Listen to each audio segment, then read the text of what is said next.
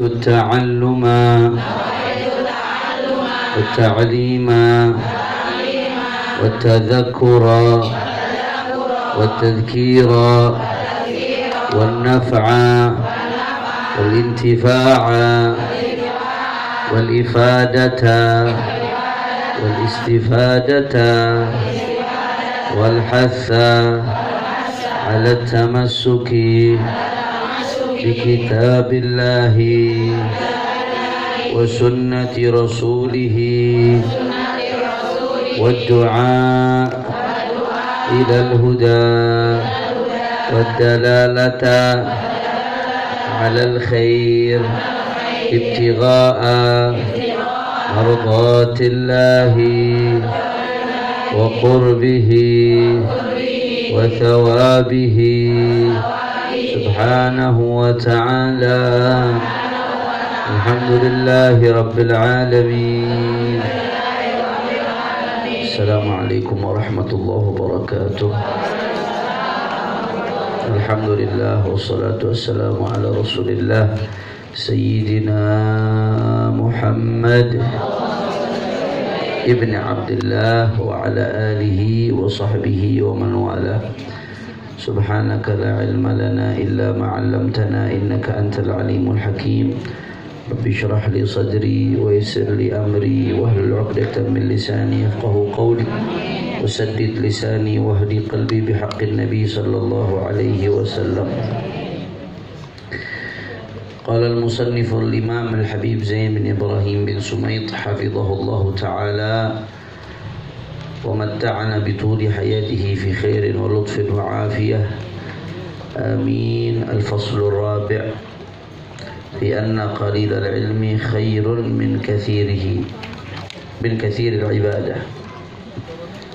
عن أبي أمامة الباهلي رضي الله عنه قال: ذكر لرسول الله رجلان أحدهما عابد والآخر عالم، فقال رسول الله صلى الله عليه وسلم: فضل العالم على العابد كفضلي على أدناكم.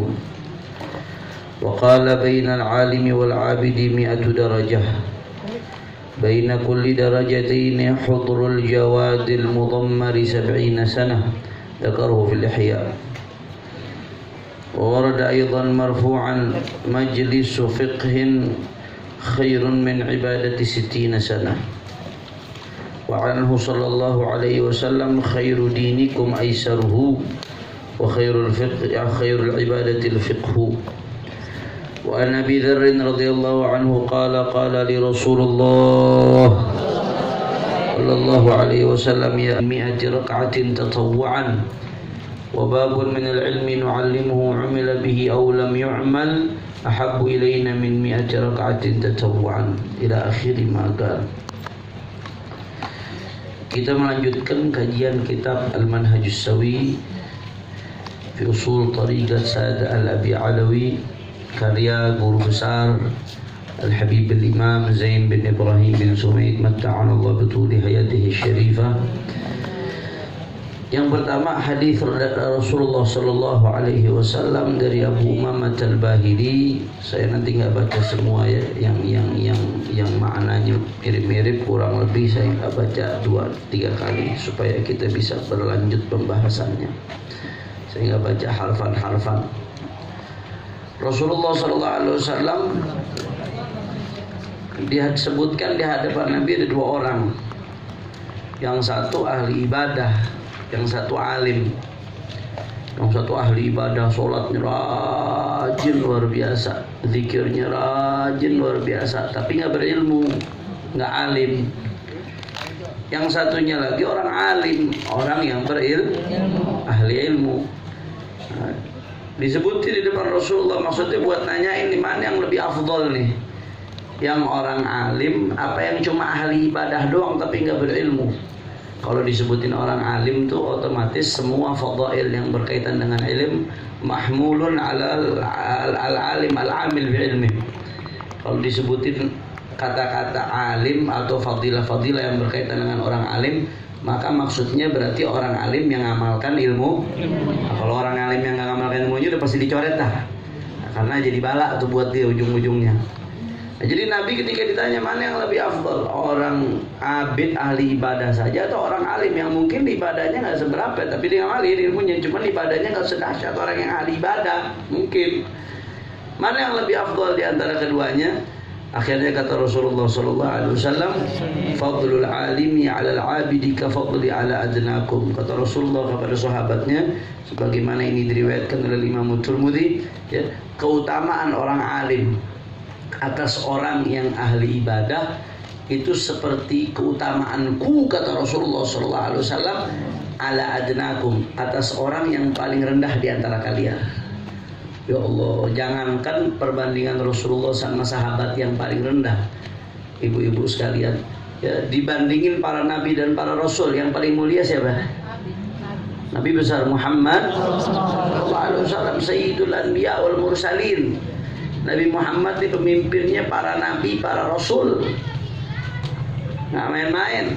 Kata Rasulullah, keutamaan orang yang berilmu dari orang yang cuma ahli ibadah doang tapi nggak berilmu itu seperti keutamaan aku atas orang yang paling rendah di antara kalian. Saking jauhnya kedudukan antara orang yang hanya ahli ibadah dengan orang yang berilmu. Masya Allah, mudah-mudahan walaupun kita belum bisa jadi ulama, anak-anak turunan kita Allah jadiin ulama, mudah-mudahan. وورد أيضا مرفوعا مجلس فقه خير من عبادة 60 سنة خير دينكم أيساره وخير العبادة الفقه. Di dalam satu riwayat disebutkan, hadis riwayat Imam Ad-Dailami dalam Musnadul Firdaus, walaupun hadis dhaif tapi untuk fadailul amal bisa diamalkan. Majlis fiqhin khairu min ibadati 60 sana. Majelis ilmu agama, ini kalau ada bahasa fikih di hadis itu bukan berarti fikihnya fikih harus ilmu fikih. Nah, karena istilah tafaqquh fiddin itu intinya memahami ilmu agama. Fikih itu digunakan untuk istilah ilmu fikih, khusus untuk ilmu hukum-hukum itu belakangan penggunaan itu. Tapi istilah tafaqquh fiddin, majlis fiqhin itu maksudnya adalah ilmu agama. Nah, majelis mempelajari ilmu agama, majlis fiqhin itu khairun min ibadati 60 sanah. Itu kita duduk di majelis belajar ilmu agama lebih baik daripada ibadah 60 tahun, ibu-ibu sekalian. Siapa yang sanggup ibadah 60 tahun? Jangankan 60 tahun, seharian 24 jam bu, disuruh sholat terus-terusan, sanggup? Udah jangan 24 jam dah, 5 jam terus-terusan sholat, sanggup? Ya udah jangan 5 jam dah, 2 jam terus-terusan sholat, sanggup? Kagak. Insya Allah terawih diajak 1 juz pada Bang Bobar semua ujung-ujungnya pegal-pegal 2 jam tuh. Ini kita duduk di majelis belajar ilmu agama, asal niatnya lurus, niatnya baik, itu lebih bagus daripada, lebih baik, lebih utama daripada ibadah 60 tahun. Masya Allah. Makanya beruntung nih yang hadir nih. Insya Allah pulang dari sini bawa pahala numplek semuanya.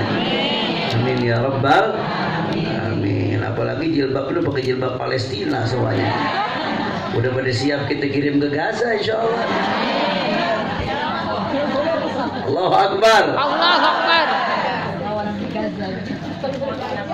Nah, ke Monas datang nggak kemarin? Alhamdulillah. Mudah-mudahan jadi bukti kepedulian kita kepada saudara kita di Palestina nanti insyaallah. Wa an Abi Dzar radhiyallahu anhu qala li Rasulullah sallallahu alaihi wasallam, ya Abu Dzar, la an taghduwa fata'allama ayatan min kitabillahi khairun laka min an tusalliya 100 rak'ah. ولا أن تغدو فتعلم بابا من العلم عمل به أو لم يعمل خير من أن تصلي 1000 ركعة. الله أكبر. Ada di pagi yang sholat atau semalam sholat tahajud 100 rakaat, ada nggak? Nggak ada. Kalau tadi sholat duhanya mungkin ditambah sholat sunnah macam-macam 100 rakaat, ada? Ini di dalam hadis yang diriwayatkan oleh Imam Ibn Majah. isnadin hasan. Dan Al-Hafidz Al-Mundhiri dalam Targhib wa Tarhib, dalam hadis ini disebutkan, wahai Abu Dzar, Rasulullah ngomong ke Abu Dzar, andai kata kamu bergegas dari rumahmu, fata'allama, aslinya itu fatata'allama. Nah, dia boleh dihadaf, kalau tak berenjeng dua kali begitu di Alfiyah Ibnu Malik disebutkan itu boleh dibuang. Aslinya fata'allama jadi fatata'allama jadi fata'allama. Di Nadhul Maqsud ini masalah juga ada. Fata'allama ayatan min kitabillahi khairun laka min an tusalliya mi'ata raka'ah. Wahai Abu Dzar, andai kata kamu berangkat dari rumahmu bergegas, kemudian kamu belajar satu ayat aja dari Al-Quran. Satu ayat dari Al-Quran kamu pelajarin, ngaji, belajar ayat-ayat Al-Quran, pemahaman yang diambil dari ayat-ayat Al-Quran, khairun laka min an tusalliya mi'ata raka'ah. Itu bagimu lebih baik daripada sholat 100 rakaat. Masya Allah. Rugi, makanya orang yang nggak ngaji itu rugi. Bukan ustadznya rugi, bukan ustadzahnya yang rugi, yang nggak datangnya yang rugi. Rugi, benar-benar rugi, ikhwan. Wala anta kedua fatu'allima baban. Nah, ini buat ustadz-ustadzahnya nih. Makanya jangan sampai niatnya ditukar karena keinginan memperkaya diri. Niatnya ditukar dengan harta. Kenapa? Soalnya rugi ustadzahnya, habibnya. Kalau niatnya nggak lurus rugi. Kenapa? Karena pahalanya gede banget.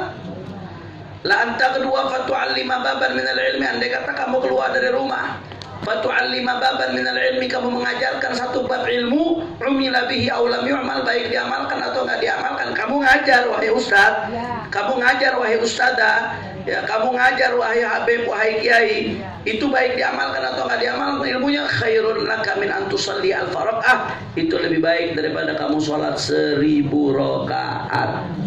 Masya Allah. Jadi makanya sebagai guru ini nasihat buat diri anda sendiri nih, dan buat siapapun yang ngajar, luruskan nih.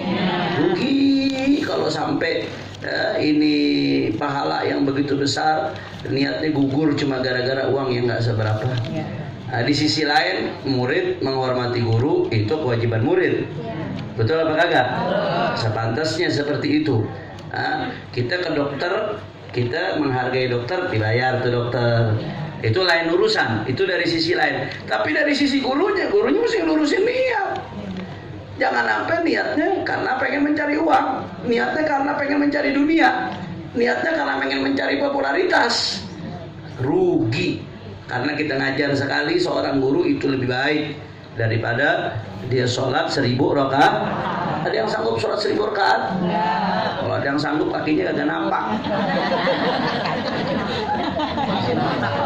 Kuntilanak dong.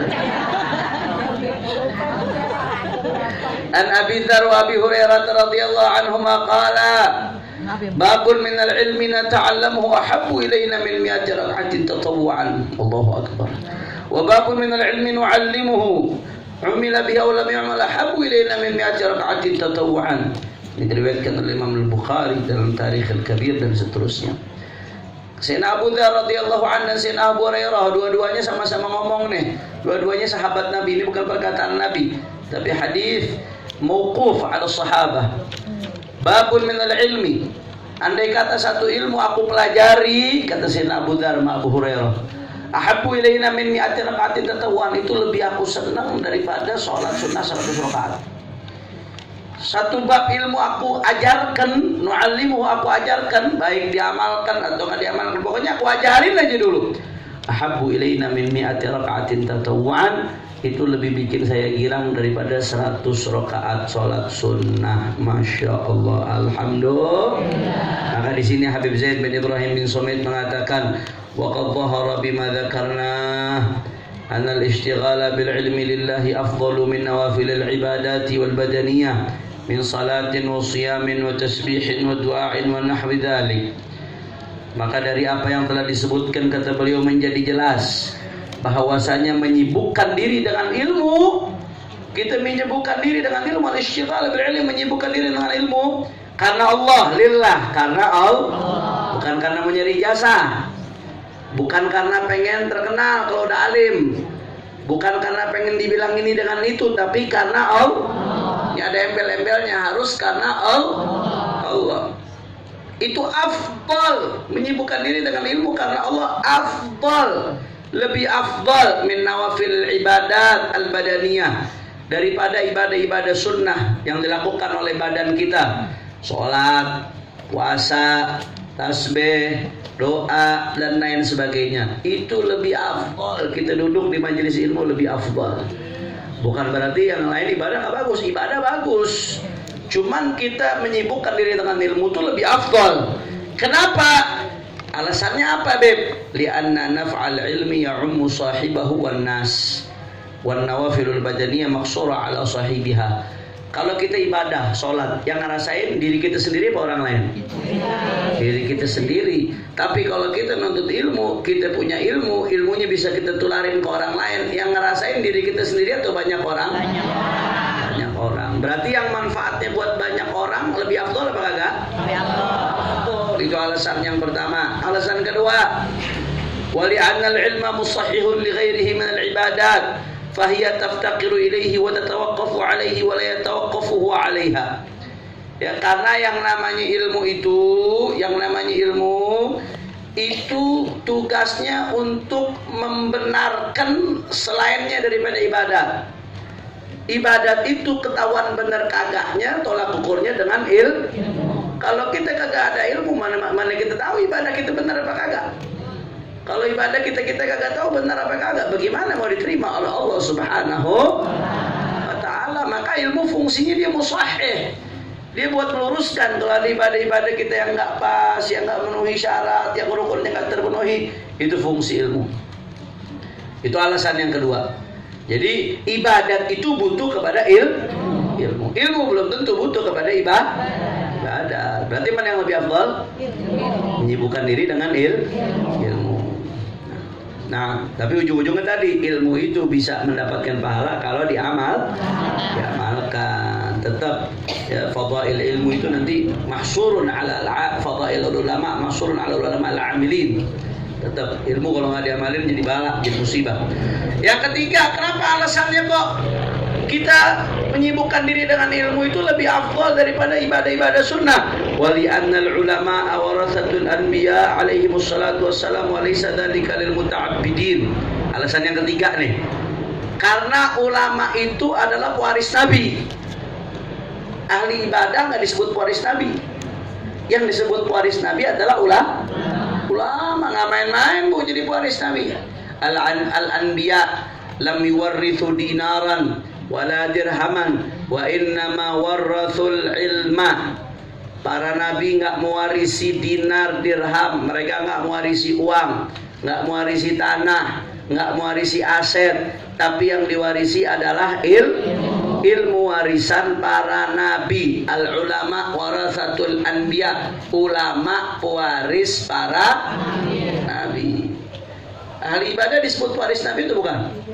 Enggak, itu yang ketiga sebabnya. Nah, kemudian sebab yang keempat, kenapa menyibukkan diri dengan ilmu? Ya, itu lebih afdal daripada menyibukkan diri dengan ibadah. Tapi tetap ibadah harus. Tapi kenapa ini kita baca yang lebih afdal? Wali anna ta'atal alimi wajibatun ala ghairi. Nah, karena taat sama orang alim itu wajib di dalam keilmuannya. Taat sama orang alim itu wajib di dalam keilmuan. Nanti kalau orang alim bilang wajib nih hukumnya ente ngelakuin ini, wajib ente taat. Fihi fi ilmihi. Ali anna ta'atal alimi wajibatun ala ghairihi fihi fi ilmihi. Nah, ya taat kepada orang alim itu wajib. Taat kepada ahli ibadah wajib apa kagak? Nggak ada urusan. Emang kita urusan apa sama dia? Kalau orang alim kan ngasih arahan buat kehidupan kita. Nih, jangan ente lakuin, ini haram hukumnya. Ini jangan ente lakuin, ini nggak bagus. Rasulullah marah kalau ente ngelakuin ini. Kita dinasihatin begitu, harus nggak kita taat? Buat kebaikan kita taat. Buat kebaikan kita, kalau kita nggak taat yang rugi siapa? Kita sendiri. Itu alasan yang keberapa tadi? Yang keempat. Kemudian alasan yang kelima, wali annal ilma yabqa atharuhu ba'da mauti sahibihi wa ghairuhu minan nawafili tanqati'u bi mauti sahibiha. Alasan yang kelima, karena ilmu bekasnya masih akan ada walaupun orang udah meninggal. Ulama-ulama udah meninggal tapi kitabnya masih kepake, muridnya masih nyebar kemana-mana, ilmunya disebarin. Sedangkan ahli ibadat, orangnya meninggal, ibadatnya selesai nggak? Selesai, putus ibadahnya udah. Begitu dia meninggal, selesai, putus ibadahnya. Nggak bisa dia ngelanjutin ibadah. Tapi ilmu, orang yang berilmu walaupun dia meninggal, selama ilmunya bermanfaat, diajarkan terus ngalir ilmunya, saudara. Kemudian yang ke-6, wali anna fi baqa'il ilmi ihya asy-syari'ati wa hifdha ma'alimil millah. Karena dengan bertahannya ilmu, dengan terus lestarinya ilmu, li anna fi baqa'il ilmi, dengan lestarinya ilmu, itu ada apa? Ihya asy-syari'ati wa hifdha ma'alimil millah.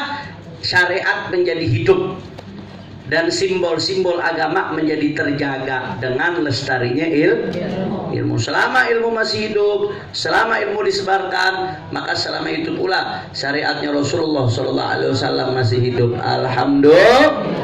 Makanya kadang-kadang ada orang kurang ajar, Bu, mengatakan apa? Ntar emang kalau anak saya mondok bisa jadi apa? Anak saya mondok dapat apa?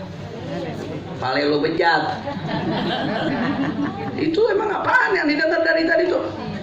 Itu keistimewaan yang tadi tuh nggak bisa dibeli dengan dunia seisinya, Bu. Betul apa kagak? Nggak bisa. Soalnya enak, ntar anak saya mondok jadi apa? Anak saya kalau mondok dapat apa? La ilaha illallah. Ijazah bagus. Saya juga nempuh pendidikan formal. Saya sampai sekarang masih kuliah. Saya kalau Sabtu Minggu kuliah online, kuliah S3 doktoral. Sampai sekarang doain biar lancar insyaallah. Sampai sekarang ijazah penting. Bagus, yang namanya ijazah itu kebutuhan zaman. Sekedar buat formalitas. Tapi yang intinya itu adalah ilmu. Yang intinya nih fadilah ilmu ini nih yang nggak bisa dibayar dengan apapun. Jangan pandangan kita dirusak dengan pandangan-pandangan orang sekuler yang mau memisahkan ilmu dengan agama. Yang inti yang kita cari ini nih fadilah, maqam inda Allah Subhanahu wa taala. Bagaimana caranya ketika kita udah mati pahalanya terus ngalir. Ketika kita mondokin anak-anak kita, walaupun kita nggak sempat jadi ulama, tapi kita mondokin anak kita, berusaha berjuang. Nggak enak, Bu, misah sama anak. Anak kita pengennya bareng-bareng terus, betul apa kagak? Akhirnya begitu lulus SD dipondokin, tuh anak sakit, ibu nahan rindu, luar biasa, kadang-kadang nangis. Ibu saya, Bu, waktu pertama kali mondokin saya nangisnya seminggu lebih. Benar, pertama kali mondokin saya anak pertama, anak kesayangan, anak boleh kepengen. Karena ibu saya waktu nikah dipondokin seminggu, Bu, nangisnya, Bu. Seminggu nangisnya. Setiap pulang liburan tuh girang orang tua. Begitu mau balik lagi nangis lagi 2 hari. Sakit, pisah jauh dari anak, sakit apa enggak, Bu? Sakit. Pegel apa enggak? Pegel. Kangen, rindu sama anak. Yang namanya bisa dari anak, saudara. Biaya pesantren dan lain sebagainya. Tapi nanti hasilnya, saudara. Fadilah-fadilahnya. Kalau kita baru tahu ini semua putar kalau kita udah dikubur. Ini baru kebuka semuanya. Ya Allah, untung dulu anak saya pondokin. Ya Allah, untung dulu saya aktif ikut majelis taklim. Ya Allah, ya Allah, untung dulu saya ikut ngaji. Ya Allah, capek yang saya rasakan ketika ngaji, nunggu ustadz walaupun Habib Hanif datangnya jam 11. Diajak naik mikrolet sama Ustazah Umanah dari kesono kemari, Masya Allah, nggak sebanding dengan kenikmatan yang diberikan oleh Allah Subhanahu wa ta'ala. Kira-kira jelas atau tidak? Berarti beruntung nggak kita ngaji ini? Beruntung nggak kita hadir majelis? Nikmat atau tidak? Sama-sama ikutin saya. Alhamdulillah. Alhamdulillah. Dari hati ucapinnya alhamdulillah. Lakal hamdu ya Allah. Lakal syukru ya Allah. Alhamdulillah. Hamdan yuafi ni'amahu wa yukafi'u mazidah. Alhamdulillah Rabbil alamin. Mudah-mudahan sampai akhir hayat kita bisa ngaji terus insya Allah. Mudah-mudahan nih kenikmatan yang Allah kasih ke kita bisa duduk di majelis ilmu sampai akhir hayat kita dapat terus insya Allah. Amin ya rabbal alamin. Masya Allah. Wa mimma yadullu aidan ala rujhan al-ilm wa afdaliyatihi ala sa'ir al-ibadat al-qasirah ma dzakarahu Ibnu al-Hajj al-Maliki fi kitabih al-Madkhal. قال رحمه الله ورد في الحديث عنه صلى الله عليه وسلم أنه قال ما أعمل البر في الجهاد إلا كبصقة في بحر وما أعمل البر والجهاد في طلب العلم إلا كبصقة في بحر. الله أكبر. لا إله إلا الله. ما أعمل البر في الجهاد إلا كبصقة في بحر. Ya, di sini dalam satu riwayat disebutkan bahwasanya kalau semua amal-amal ibadah dibandingkan dengan jihad fisabilillah seperti yang dilakuin saudara-saudara kita di Palestina nih sekarang nih, itu semua amal ibadah dibandingkan dengan jihad fisabilillah kabasqatin fi bahrin, seperti orang yang ngeludah di lautan. Kira-kira ludah kita dibandingin air laut sebanding apa kagak? Kagak ada seujung kukunya. Kecil nih amal-amal kita nih dibandingin sama orang-orang yang lagi berjuang di jalur Gaza, yang lagi jihad fisabilillah, kecil. Makanya kita kalau bicara wali itu bukan berarti yang harus lagi duduk di majelis terus bakar dupa. Nggak harus begitu.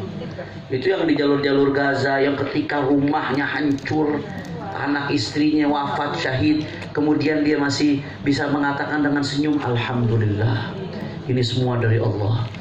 Kami yakin dengan janji Allah. Itu wali itu. La khaufun alaihim walahum. Allahu akbar. Itu kita ngomongan, kita bersyukur sama Allah, nerima ketentuan Allah. Kalau omongan itu dikatakan oleh ustadz di dalam ruangan ber-AC, gampang bu. Siapa juga bisa ngomong begitu. Ini orang-orang Gaza rumahnya hancur. Rumah yang dia bangun kerja puluhan tahun, pontang-panting setengah mati, anak bininya meninggal dunia syahid. Di bawah reruntuhan, diwawancarain bagaimana perasaanmu, dengan senyum dia ngomong alhamdulillah, puji syukur bagi Allah Subhanahu wa taala. Ini ketentuan dari Allah, Allah berikan. Selama kita masih punya Allah, kita hidup tenang. Kalau kita hidup di dunia berarti Allah masih selamatin, kasih kesempatan. Kalau meninggal dunia berarti syahid, dapat kenikmatan dari Allah. Itu kalau yang begitu, kalau bukan wali, terus wali siapa? Iya. La ilaha illallah. Maka di sini dikatakan ya, amal-amal baik nih, amal-amal baik kita nih semua segala macam sholat, puasa, zakat dan lain sebagainya. Itu kalau dibandingin dengan jihad di jalan Allah yang dilakukan oleh saudara-saudara kita itu cuma ibarat kata ludah di tengah lautan. Nggak ada artinya, kecil kita. Makanya kita jangan berhenti ngebantu mereka. Itu jangan berhenti ngebantu mereka. Ya, minimal kita mudah-mudahan nanti kecipratan keberkahannya mereka insyaallah. Amin ya rabbal alamin. Ini ibu-ibu pakai jilbab Palestina begini, ini bagian dari jihad ini. Ini kan pakai jilbab Palestina gini masuk mikrolet diliatin orang bu. Betul apa enggak bu? Seenggaknya ngasih pesan, gue bersama Palestina, lu mau apa? Betul apa enggak bu? Ini termasuk bagian dari jihadnya kita mendukung Palestina. Yang penting jangan lupa, jangan jihad teriak Palestina habis itu ngamuk sama laki. Husnu taba'ulika li zaujika ya'dilu dzalika kullih. Ada sahabiah bu, perempuan sahabat datang ke Rasulullah. Ya Rasulullah, itu laki-laki enak banget ya Rasulullah. Mereka bisa jihad di jalan Allah, bisa perang laki-laki itu ya Rasulullah. Laki-laki itu mereka dapat syahadah, dapat pahala syahid ya Rasulullah. Kami perempuan juga mau seperti laki-laki ya Rasulullah. Apa kata Rasulullah? Husnu taba'ulika li zaujika ya'dilu dzalika kulli. Kamu jadi istri yang baik, jadi istri yang solehah, nggak merengut aja bawaannya sama laki, nurut, nggak betegingan. Kau betegingan lu, udah lama kan nggak dengar tuh kata-kata, nggak betegingan. Husnu taba'ulika li zaujika, kata Rasulullah, kamu jadi istri yang baik itu ya'dilu dzalika kulli, itu nandingin pahala-pahala jihad fisabilillah semuanya.